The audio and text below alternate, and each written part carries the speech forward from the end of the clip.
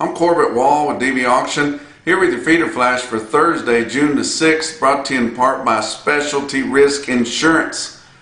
Specialty Risk Insurance is a one-stop shop for all your crop and livestock insurance needs.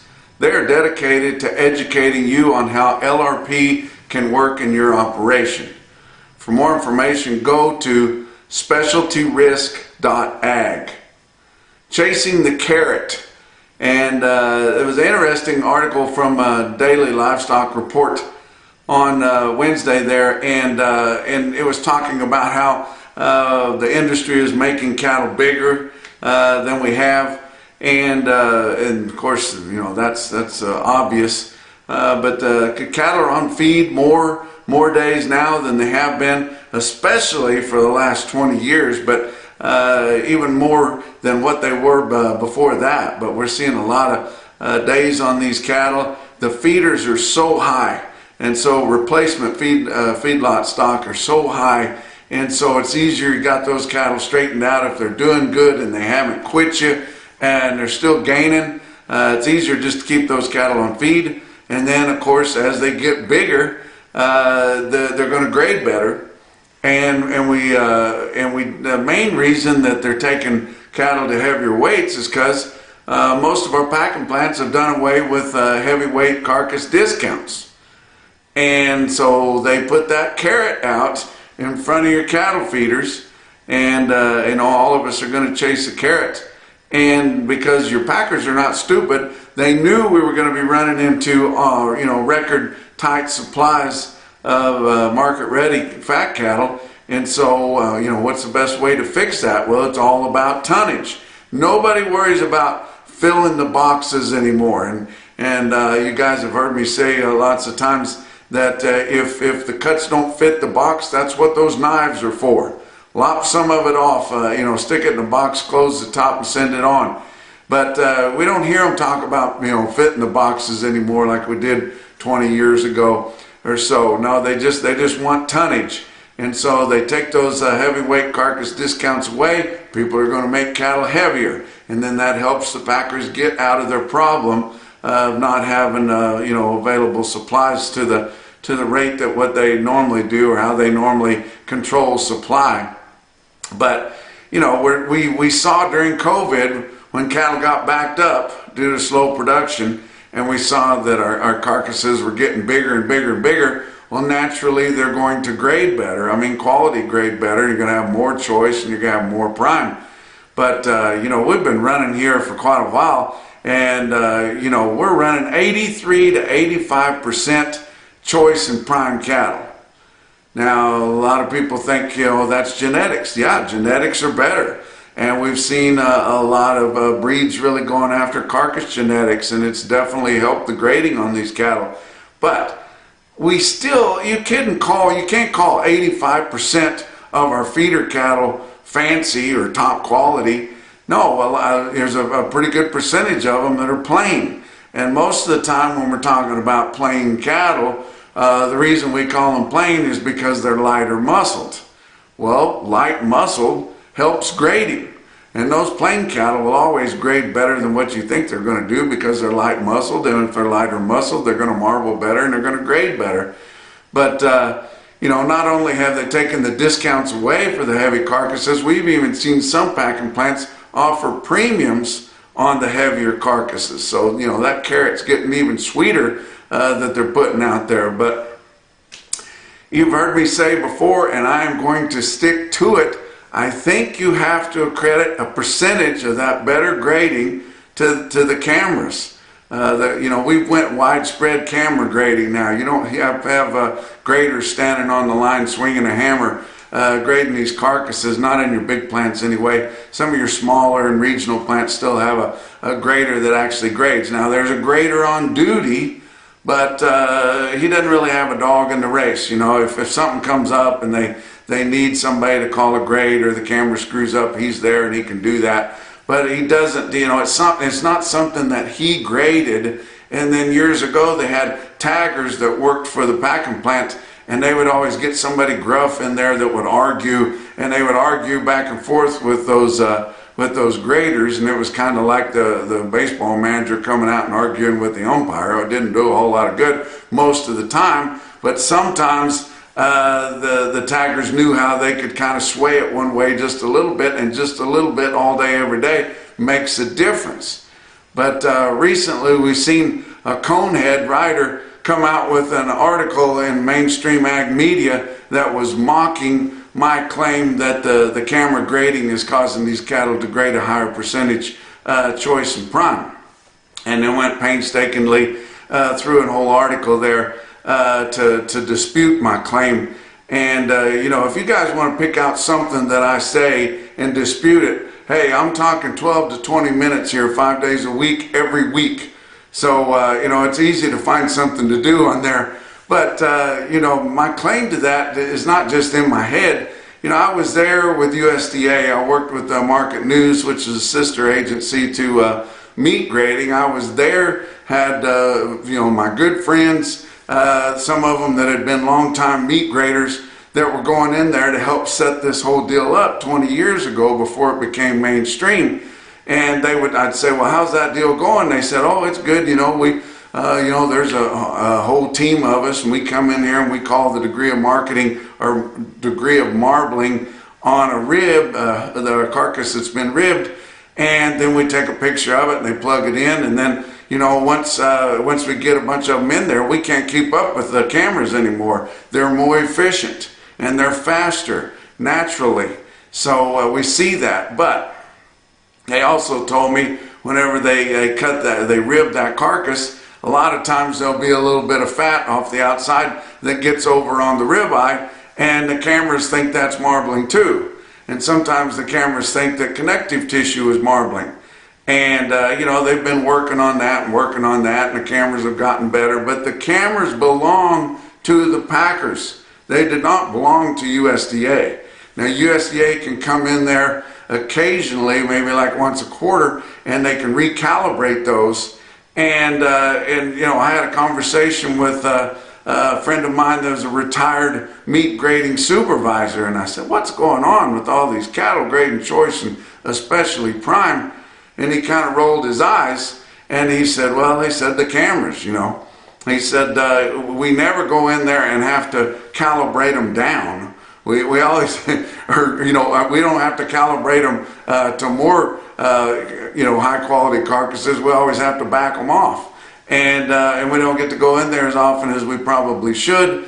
And, but, you know, the cameras have kind of got to be the rule now. And so, and like I said, and I'll say it again, and this particular writer thought it was just ghastly that I said that. But this problem within the industry, nobody's going to address, because the packers love it because there's more high grading carcasses. Your feeders love it because, of course, they're getting paid for that. And your consumers don't know the difference. The problem is if we continue to abuse these USDA meat grades, and they are the standard all over the world, if we continue to abuse those, eventually it's going to catch up with beef demand, and we don't want that. And I'm hearing now that it won't be long before some of these smaller plants, which we've got more of those since COVID too, they can just go in, and if they can't afford to have a meat grader there in person, and it's too far for one to travel to get there, they can just rib a carcass, take a picture on their phone, send it in, and they'll send them back a USDA official grade on that carcass. It sounds like a slippery slope to me. But you know, it wasn't that long ago, maybe 20 years ago or less, that academia originally thought that distiller feeds did not promote marbling, and mainstream ag media ran with that. But of course that's not true. You know, most all your feedlots use a good amount of distillers now in their feed, in their rations, and the cattle are grading like crazy. But you know, when we're seeing 11.5% of your fed steers and heifers grading prime. Now anybody that fed cattle in the 90s and the 2000s and even before that, they remember for decades the percentage of prime in your fed steers and heifers was right around 3%. It was kind of a fluke of nature if you got one. And now, you know, people feeding really high top quality cattle, and they're overfeeding them. They send them in, they're disappointed if they don't get half prime or better. And I just think that, we're abusing things a little bit there. And not that I can do anything about it, not that I want to do anything about it. I'm just telling you people that it's out there. Let's talk about your board on Wednesday. June live cattle futures were down 40 cents at 181.77. August down 57 cents at 177.87. Your back months down 32 to down 55. August feeder cattle down $1.20 at 254.82. September down $1.40 at 256.20, and your back months on feeders down 57 to down $1.40. Chicago Board of Trade grain futures, July corn up 2 1/4 cents a bushel at 441 1/2. Beans up 4 cents at 11.81 1/4, and Kansas City hard red winter wheat up 1 3/4 cents at 6.78 a bushel. And so we still haven't traded any fat cattle on a direct basis, not nearly enough to establish a price. We've only traded 400 in Iowa. That's it in the whole 5 area feeding region. So we haven't even got close to really establishing a market, and we haven't even heard that many asking prices or bids out there. Just nothing going on. Packers typically just waiting till late in the week for the board to crash so they can buy the cattle steady or cheaper. Well, the way the board's been lined up, it's been a little bit weaker here, all 3 days this week. And during a typical pattern, you'd think it might be up on Thursday. Well, if it is, maybe we'll be able to get a little more for fat cattle. And I know the pricing that I've heard, the asking prices are higher than last week, naturally. And they may be able to get that. But in Iowa, on Wednesday, we saw 150 head confirmed. That's it. 400 for the week, nothing, especially with all the small farmer feeders. And the only price we saw in Iowa confirmed on Wednesday was 188. Now, why would anybody sell cattle at 188 when 190 was the bottom of the price range in that part of the country last week? You look on there, and there was a significant amount of those cattle, which there wasn't many cattle for all of them put together. There wasn't very many, but a large portion of those were mixed cattle. So they were probably getting rid of mixed cattle, steers and heifers, and things like that. Took a lower price. Packers are going to try to use that to set the price, but that is not the price. We saw some 190 earlier in the week. That's the low end of last week's price spread. That should be the base low that we see here this week. Did see some dress sales at 302, which would be square in the middle of last week's price spread. But didn't see any trade out of Nebraska, Kansas, or Texas. But we did have another fat cattle auction. They have those up in the northern plains and in the Midwest. That is where you find price discovery, people. Imagine that. People that want the product bidding against one another until they don't want it anymore. But they're showing reserve also, because they know that people look at those auctions and those packers aren't giving them a whole lot of rope to work with. But did have a good run at Sioux Falls Regional Livestock in Worthing, South Dakota. About 950 head. That included cows and bulls, but good run of fat cattle there at Worthing. No comparison because they didn't have hardly any fat cattle last week. But the conventional cattle, and this will be loads and then some smaller deals and fewer packages there. They sold from 183.5 to 190, but a lot of program cattle in there, non-implanted or drug-free, and they sold from 188 to 194.50. Had some Holstein dairy steers in there, fed steers from 154 to 164. Now, since we're talking about Worthing, South Dakota and Sioux Falls Regional Livestock, they are a DVAuction broadcaster, and this Monday, the 10th, they're having their barbecue special. There'll be from 7,500 to 8,500 top quality feeder cattle in there at Worthing, South Dakota. They're going to start that auction early at 7 o'clock in the morning. They'll be on loads of yearlings by 9 o'clock in the morning. If you can't get to their state-of-the-art facilities there in Worthing, South Dakota, which is just south of Sioux Falls, get on to DVAuction, and you can view and bid there. Get a hold of them early, tell them you're interested in bidding, and they'll get you approved. They're going to have many of their customers' top consignments there on that sale Monday, so check them out. How about box beef cutout values lower. They'd been higher early in the week and then they fell back.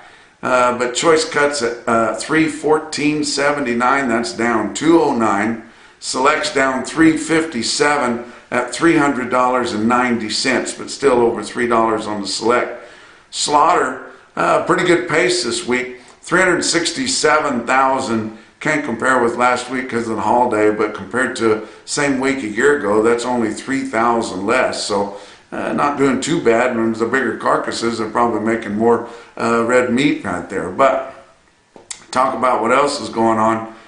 The Punchy Pick of the Month contest is getting very popular. It's just continuing to grow and grow, and we get more Punchy Picks in, and people visiting about the Punchy Picks that come out the last day of the month, and it's a lot of fun, and you know, people are recognizing other people, and it's just a lot of fun. And the grand prize for the Punchy Pick of the Month contest is some really cool swag from Beaver Feed Company in Beaver, Oklahoma.